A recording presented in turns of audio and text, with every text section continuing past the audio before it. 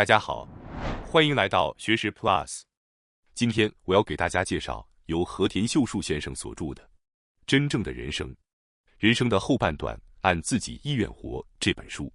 在这本书里，和田先生告诉我们，很多人其实一直活在沉睡的虚假人生中，被社会期待、他人眼光和固有观念所左右，甚至到了人生后半段，依然没能真正为自己而活。所以今天的视频，我就来跟大家分享书中提到的4个唤醒自我、找回真实人生的方法，帮助我们逐渐摆脱虚伪的人生模式，活出属于自己的精彩后半生。首先要介绍的第一个方法是，无论如何都要去尝试和实验。很多人都会有这样的困惑，我好像不知道自己真正喜欢什么，也不知道自己到底想要做什么。对于这些人，我特别想大声告诉你们一句：去尝试吧，去做各种各样的实验，哪怕是那些可能会被别人用异样眼光看待的事情，或者被认为不体面的事，只要是您自己想做的，就不必在意别人的看法。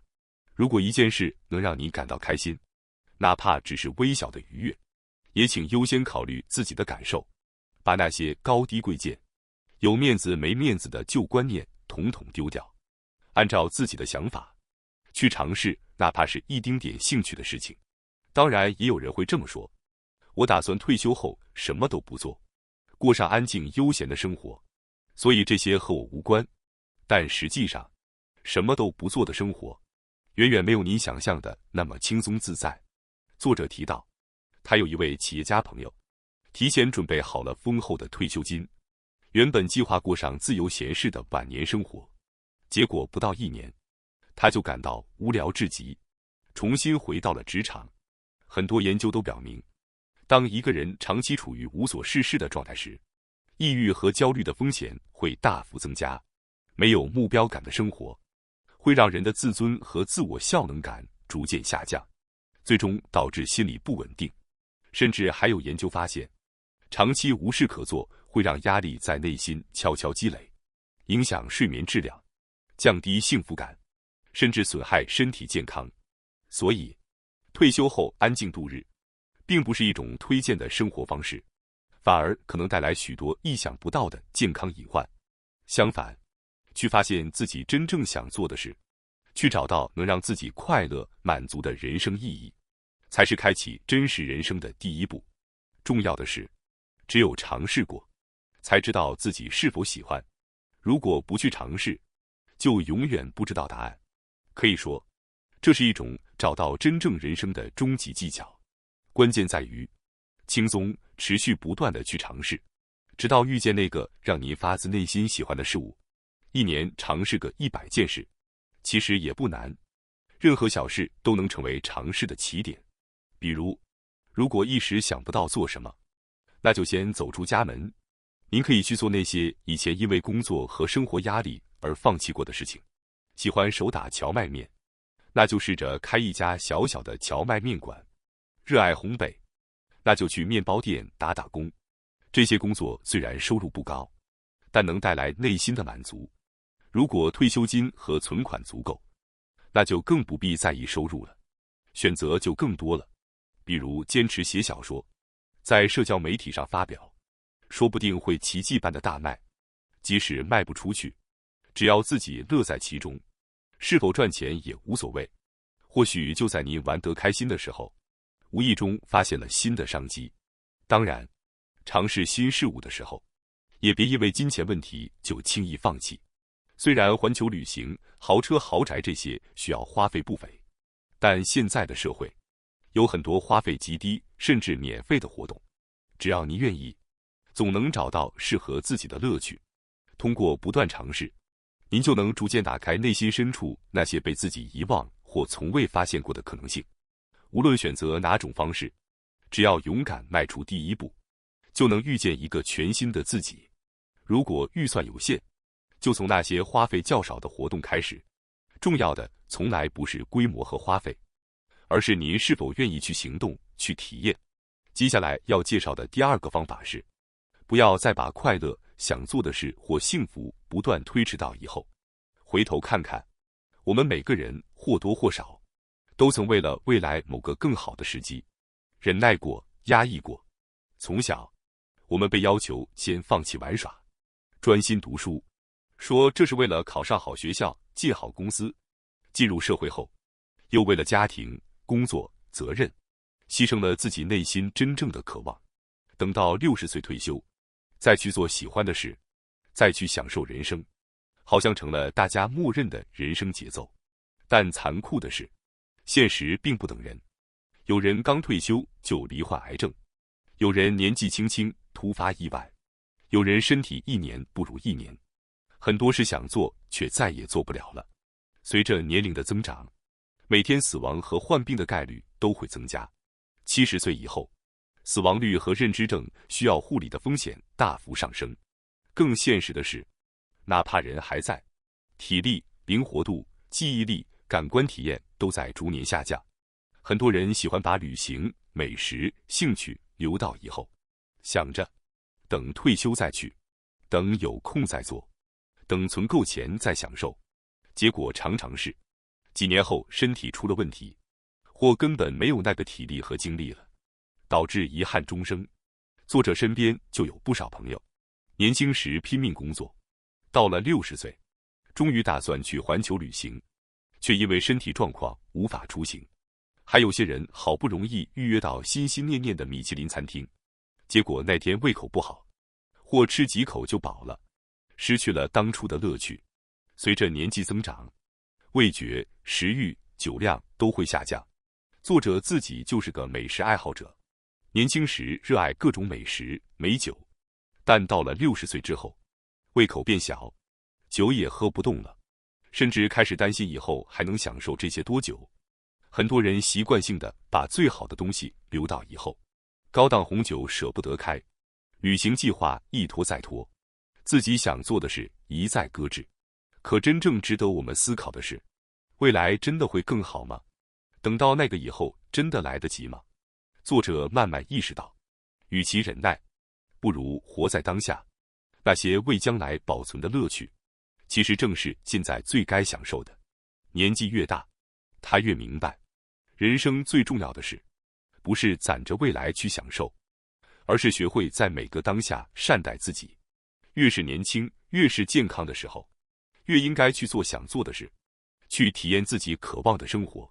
不要被未来更好的幻觉欺骗，也别被将来有时间、退休再做的借口束缚。因为越往后，人生的不确定性只会增加，能享受、能行动的窗口期只会越来越窄。而那些活得充实、幸福的人，恰恰是那些不把快乐推迟，敢于现在就去行动的人。接下来要介绍的第3个方法是，意识到自己剩余时间的有限性。请问，你是否认真想过，自己还有多少时间可以挥霍呢？作为一个生命体，我们终究会走到生命的终点，而清楚地认识到终点确实存在，其实是一件非常重要，甚至能彻底改变您生活态度的事。为什么这么说呢？因为当您真正开始思考人生剩余时间，意识到自己终究会有一天迎来最后的瞬间，您就会发现，当下的这一刻原来如此宝贵、耀眼。我们常常陷入一种幻觉，以为时间是无限的，以为还有以后，还有来日方长。正是这种错觉，导致我们不断拖延，把真正重要、真正想做的事一再推迟。就像一个休息日，如果您觉得今天整天都很空，可能就会浑浑噩噩刷手机、看电视，无所事事。但如果您清楚地知道，今天只有2个小时是属于自己的自由时间，您一定会好好计划，想尽办法在这短短的2小时里，去做自己最想做的事，最大限度地享受生活。其实，人生也是如此，时间是有限的，一切都会有尽头。这不是悲观，而是现实。当您真正意识到这一点，便能更专注于眼前，更珍惜当下的每一分每一秒。所以，不是以后做，而是现在马上去做。尤其是在年纪渐长之后，这个道理格外重要。因为时间对于每个人都是公平而有限的，唯有真正直面并接受生命有尽头这个事实，我们才能发现，原来日常生活中也藏着许多值得欣赏、值得珍惜的光辉和价值。也正是因为有终点的存在，才让人产生一种全力以赴活在当下的觉悟。可以说，终点意识就是驱动我们改变生活的动力源泉。别等以后，别等某一天，趁现在还能自由行动，还能健康享受，还能追梦，就立刻去做。人生只有此刻，只有现在。您内心珍藏多年的梦想，一直想尝试的挑战，未曾去过的远方，所有这些只属于当下这一刻。作者也一直主张，趁身体健康的时候，把金钱的价值最大化的用在自己真正想做的事情上，因为未来的不确定性远超我们想象。真正属于您的，就是当下这份马上去做的勇气和行动力。最后要介绍的第4个方法是，停止与让您感到疲惫的人交往，寻找真正的朋友或伴侣。人生到了退休、孩子长大、离家这些阶段，标志着一个全新生活篇章的开启。这个时候，更要努力活出真正的自己。对于那些过去为了工作晋升、人情往来而不得不维持的关系，如果已经没有继续的必要，完全可以果断放下，只和那些让自己感到轻松愉快、彼此相处舒服的人来往。这正是人生后半段最值得珍惜的一种自由。不过，作者特别提醒，最值得重新审视的关系，其实是婚姻关系。当您决定按自己的心意生活时，最有可能阻碍您的，往往是枕边人。无论是因为顾虑世俗眼光，还是对养老储蓄、生活安排的坚持，婚姻这件事，真的因人而异。有的夫妻关系和谐美满，有的却是长期的压抑与忍让。问题在于，如果彼此早已不再和谐，您是否愿意就这样忍受，度过余下几十年？现役工作时，大家忙于事业，照顾孩子，夫妻之间相处的时间并不多。但一旦退休，孩子离开家，只剩夫妻2人，很多隐藏已久的矛盾就会浮出水面。哪怕是外出用餐、一起旅行，也可能找不到共同话题。有些人甚至会觉得尴尬、无聊。相信不少人都有过类似感受，尤其是在人生后半段，当您开始真正做自己喜欢的事情，找回真实自我时，常常会突然发现，和眼前这个人继续生活下去，可能并不现实。因此，作者认为，与其勉强和不合拍的人生活30年，不如早一点经历一次麻烦的离婚过程，为自己争取真正属于自己的后半人生。当然，很多人对离婚犹豫不决，除了情感牵绊，更多是对未来生活的不安。比如分割养老金后如何维持生活，男性可能担心一个人应对家务，女性可能担心孤独。但作者指出，在这个人手短缺的时代，即便60多岁，也还是有工作机会能继续赚钱养活自己。而孤独这个看似巨大的障碍，其实很多人一旦独自生活，反而慢慢习惯，并逐渐享受起一个人的自由。尤其是女性，似乎更容易适应独立生活。作者并不是鼓励熟年离婚，而是希望大家把它视为一种可以认真考虑的选项。事实上，越来越多60、70岁的人开始使用交友软件，积极寻找新的伴侣，勇敢开启属于自己的生活。在人生后半段，拥有一个能让您做回自己的伴侣，非常重要。如果您现在的伴侣正是那个能和您一起自在生活、一起旅行、一起享受人生的人，那真是幸运的事，应好好珍惜。但如果彼此始终无法满足对方的需求，继续生活下去充满压力，或许分开对双方都是解脱。除了伴侣关系，友谊也是人生后半段不可或缺的重要支撑。您是否有这样一个人，和他在一起特别开心，总有说不完的话题，彼此聊得来，相处不费力？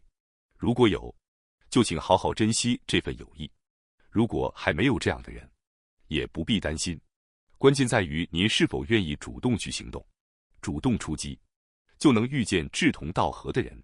例如，退休后时间变多，可以投入自己喜欢的兴趣爱好，通过参加兴趣小组、学习班、课程，认识许多志趣相投的新朋友。无论是运动、园艺、手工、摄影、音乐、烹饪，只要是定期聚会、互动的活动，就有机会建立新的深厚友谊。积极参加地方的活动、节庆、讲座，或者社区举办的交流会，也是不少人结交新朋友的好机会。作者特别建议，想交到真正亲密的朋友，最好选择住得相对近的人，这样平时也方便见面、聚会、互动。或许您从未参加过这些活动，但很多人去了一次就发现，原来并没有想象中尴尬，甚至还挺有趣。不妨把这当成一种生活挑战，哪怕只是一次，说不定就会有意想不到的收获。总之，只要您愿意主动行动，建立深厚愉快的人际关系，是完全可能的。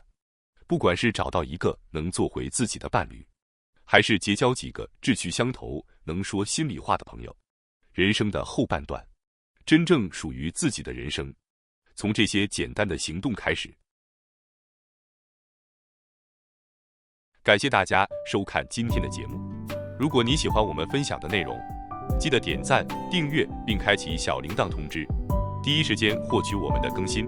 在下次的节目中，我们将继续为大家分享更多有益的内容。再次感谢大家的支持，我们下期再见。